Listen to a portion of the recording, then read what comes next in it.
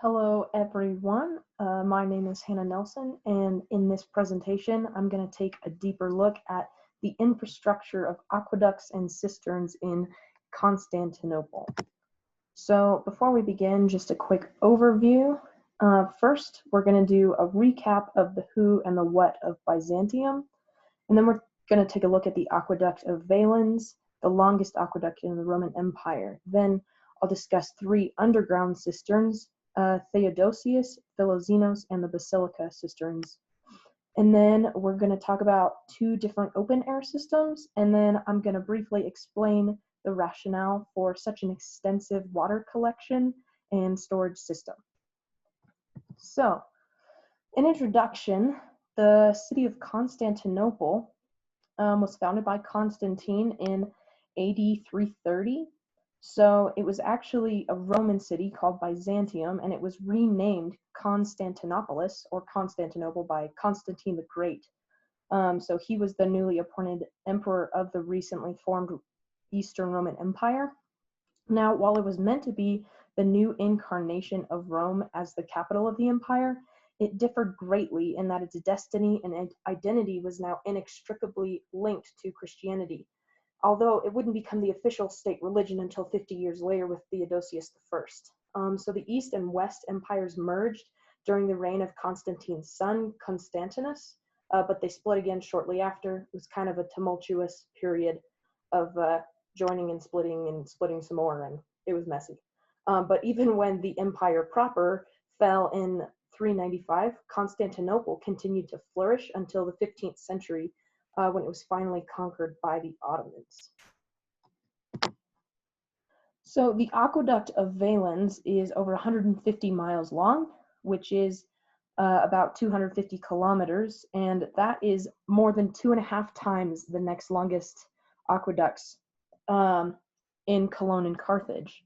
So honestly, it was the biggest and best that the Roman Empire ever built. It has about 30 stone water bridges, but the majority of the line is actually underground. Its construction began in 345 AD, and maintenance was continued on it until about the 8th century. It was fully discontinued in the 12th century and was replaced in the 15th century by the Ottomans. Pictured here is the Bozdogan Kameri, which is a water bridge in Constantinople proper. It has 86 arches, and it brought the aqueduct not quite to its end, but it was really near the end. So the Valens Aqueduct collected water from a number of streams and rivers, natural springs, as well as the forest of Belgrade to the north of Constantinople. It had a lot of extra arms and additions that were built later that also connected additional water sources to the aqueduct. Here in this picture, you can see this bridge here, the water bridge, and you can see how the city of Istanbul has integrated it fully into its transportation system, which I think is kind of fun and really interesting. So at this point, I'd suggest pausing the presentation and taking a look at the video linked in the description. I recommend watching it on 2x speed, just because it's kind of boring otherwise, but it gives a really great idea of how long this aqueduct actually is and what an incredible feat of engineering this monumental underground system really was. I mean, it goes through mountain ranges and across valleys, and it really is impressive. You can see here in this picture that it goes all the way up from here. There's a mountain range here, and it follows all the way down here, 155 miles worth, all the way to Constantinople right down here. So really impressive. Go ahead and watch that video if you haven't already. Now, the city of Constantinople has about 200 historic cisterns in total, both above and underground, that cumulatively held about 238 million gallons of water. So that is about 360 Olympic swimming pools worth of water, which is an incredible amount for a city of 50,000 people. And these cisterns were fed by the Valens Aqueduct and the Lycus River. So in this picture up here in the corner, you can kind of see the topography of the city and some of the major aqueducts. So this guy here, these two, and I believe this one, Those are all above ground cisterns, and then we have a couple other underground cisterns, and of course this doesn't show all of them. Now, the first cistern we're going to talk about is the Theodosius cistern. It's also known as, excuse me, the Goodwill cistern. So it was built in about the 5th century, and this cistern is located near the Hagia Sophia. And it was discovered by accident, actually, in 2010, when the city of Istanbul demolished a building. Now, it's a relatively unknown tourist site that hosts art exhibitions, so if you're ever in Istanbul and you need some quiet, just go to the Theodosius cistern. It's the smallest of the 3 cisterns we're going to cover today, and it holds about 2.5 million gallons, so about 4 Olympic swimming pools worth of water. So pretty small. Although it is called the Theodosius cistern, there is little chance that the cistern was actually constructed by Theodosius II. The name is really misleading, so that's why the Turks call it the Goodwill cistern. Here you can see in the picture some of the preservation efforts that the Turks have done. They've put bands around all the columns, and then they put glass cases around some of the bases just to try and protect it. The next cistern is the Philoxenos cistern. It's also known as Bin Berderek, which is a Turkish derivative of 1001 columns. So this cistern was built in about the 4th century, and it's the second largest underground system in the city.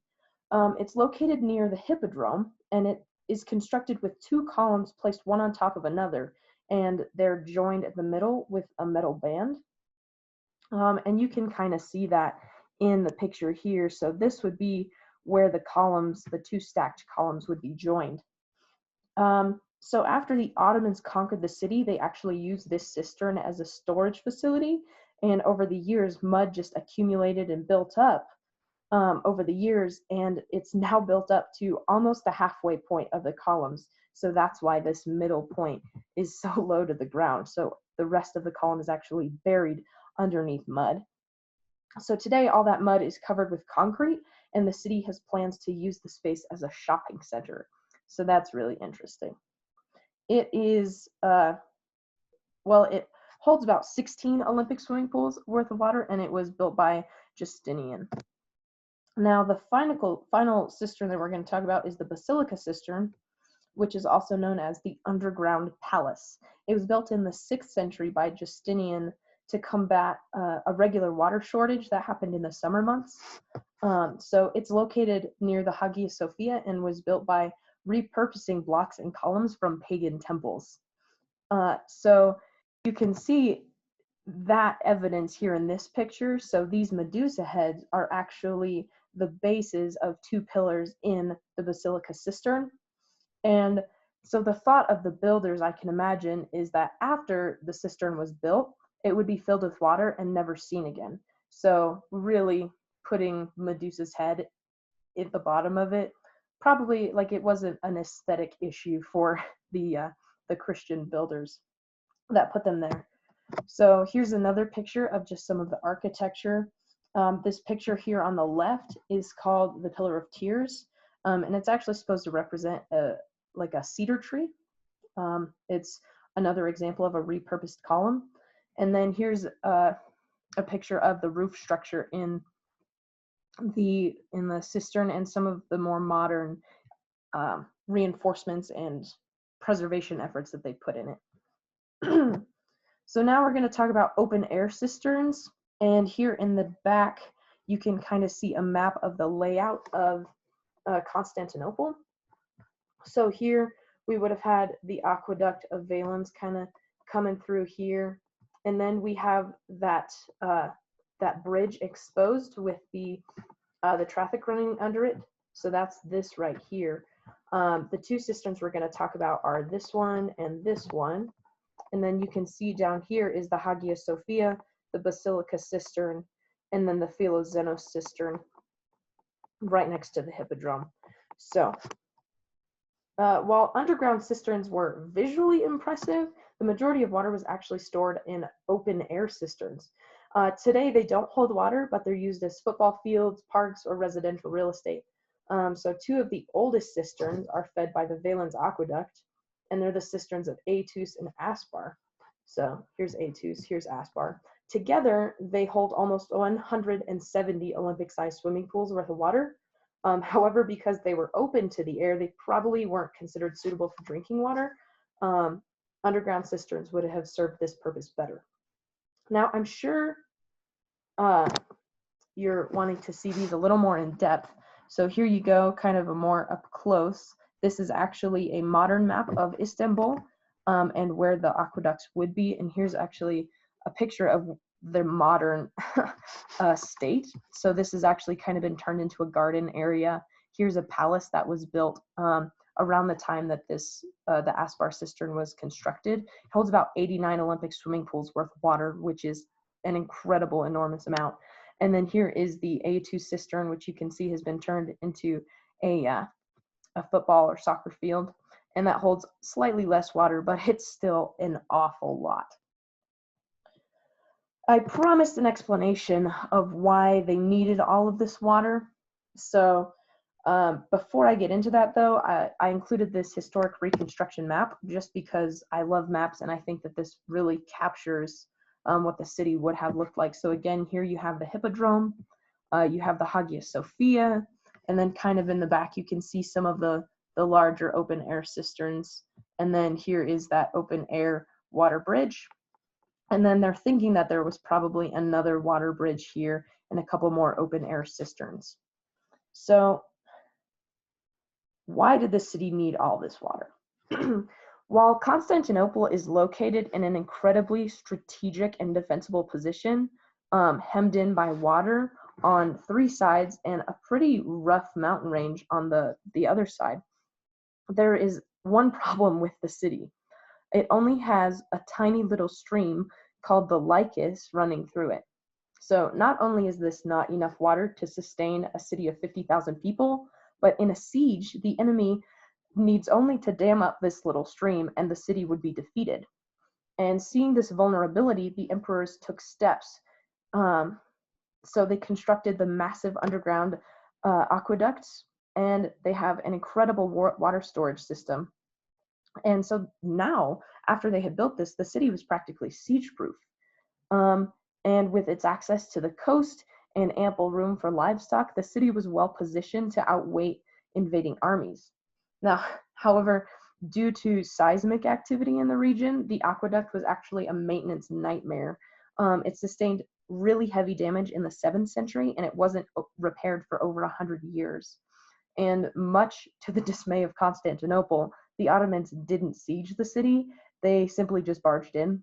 And with them, they brought the fall of Constantinople, as well as the fall of the last vestiges of the Roman Empire in the year 1453. So in addition to the video of the aqueduct, I would suggest scrolling through the ArcGIS Story Map that is included in the description. I used a lot of its information in my presentation, but it also kind of links maps and pictures, and I think it'll really help you visualize the city and the enormity of its water systems. So thanks a lot for watching. I hope you enjoyed it, and I don't know, hopefully one day you'll be able to visit Istanbul and be able to see just how awesome their water infrastructure really was.